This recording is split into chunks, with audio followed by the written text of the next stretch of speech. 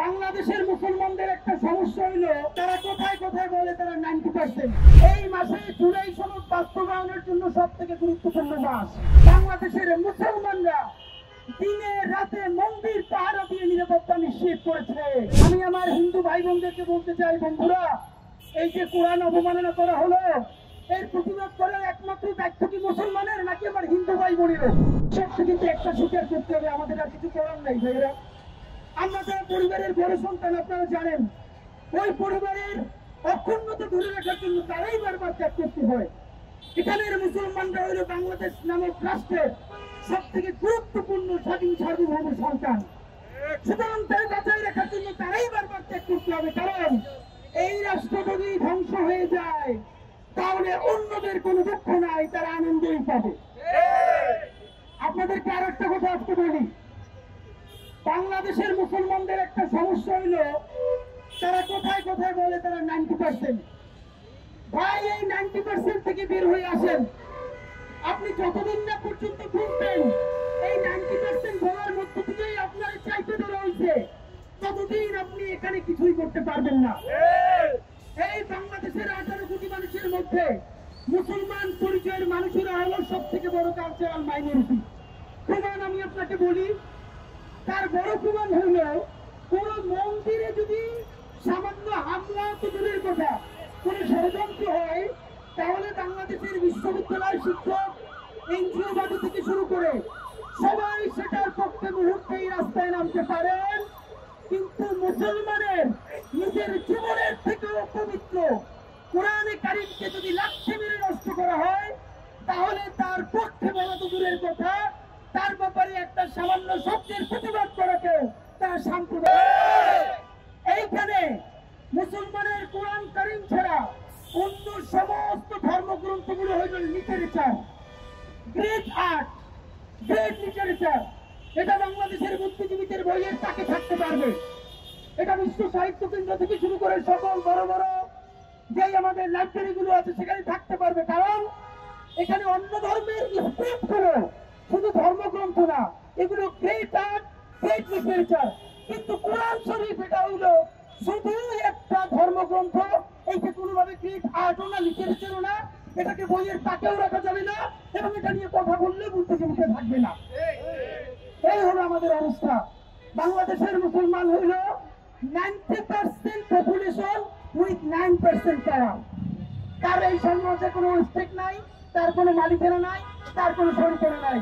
বন্ধুরা, একটা কথা বলে আপনাদেরকে শেষ করতে চাই, এই যে দুর্গা পূজায় কোন ধরনের ঝামেলা করতে পারলো না দিল্লির দোসরেরা, আওয়ামী লীগের গণহত্যাকারীরা, এই মাসে জুলাই সনদ বাস্তবায়নের জন্য সব থেকে গুরুত্বপূর্ণ মাস। দিল্লির দোসর, দাবিদার এবং লীগের গণহত্যাকারীরা চাচ্ছে যে কোনো ধরনের সাম্প্রদায়িক উস্কানি দিয়ে হোক অথবা অশান্তি তৈরি করে হোক, বাংলাদেশে অতি দ্রুত একটা সহিংস পরিস্থিতি তারা ঘটাতে চায়, যার মাধ্যমে জুলাই সনদকে ব্যাহত করে বাংলাদেশের স্থিতিশীলতা নষ্ট করে দেওয়া যায়। এর চূড়ান্ত প্রমাণ তারা পার্বত্য চট্টগ্রামে চেষ্টা করেছিল। আপনারা দেখেছেন, স্বরাষ্ট্র উপদেষ্টা পর্যন্ত বলেছে পার্বত্য চট্টগ্রামের অবৈধ অস্ত্রগুলো আমাদের প্রতিবেশীর সীমান্ত থেকে এসেছে। বাংলাদেশের দেশপ্রেমিক মানুষদের সহযোগিতায়, আল্লাহ তাআলার অশেষ রহমতে সেই ষড়যন্ত্র আমরা সবাই মিলে মোকাবেলা করেছি। বন্ধুরা, এবার শুরু হবে। আজকে দেখবেন কেউ কোরআন শরীফ পায়ে মারাচ্ছে, কালকে দেখবেন কোরআন শরীফ পড়িয়ে দিচ্ছে। এখন আমাদের একটা কথা, আমাদের এই লোক যদি অসুস্থই হয়, তাহলে আজকে যে কোরআন শরীফ পড়াইলো, আগামীকালকে যে সে আবার পড়াবে না বা পারাবে না, তার নিশ্চয়তা কি আপনি আমাকে বলেন? সে যদি অসুস্থ হয় তাহলে সে হয়তো মানসিক হাসপাতালে থাকবে, পাগলাগারুতে থাকবে, অথবা সে ট্রিটমেন্টে থাকবে। কিন্তু আপনি তাকে প্রকাশ্য দিবালোকে ছেড়ে দিয়ে আপনি মানুষের কলিজে আঘাত করবেন, তারপরে আমরা যখন তার বিচার চাইব তখন বলবেন যে অসুস্থ মানুষের সাথে এটা হয় না। তাহলে আপনি আসলে কি চান, পরিষ্কার করে বলেন। বন্ধুরা, আমরা অত্যন্ত একটা ব্যাপারে আতঙ্কিত এবং আশঙ্কা প্রকাশ করছি। এটা না হোক, আমরা আপনাদের কাছে দোয়া চাই।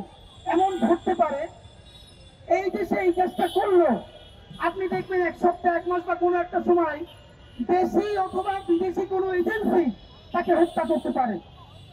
হত্যা করার পর 1 মিনিটের মধ্যে ঢাকার 133 জন বুদ্ধিজীবী ন্যারেটিভ সেট করে ফেলবে যে ইসলামপন্থীরা বলেছিল তাকে হত্যা করতে হবে কোরআন পালানোর দায়ে, তারাই তাকে হত্যা করেছে। সুতরাং বাংলাদেশের ইসলামিস্টরা, মুসলমানরা একজন হিন্দুকে হত্যা করেছে।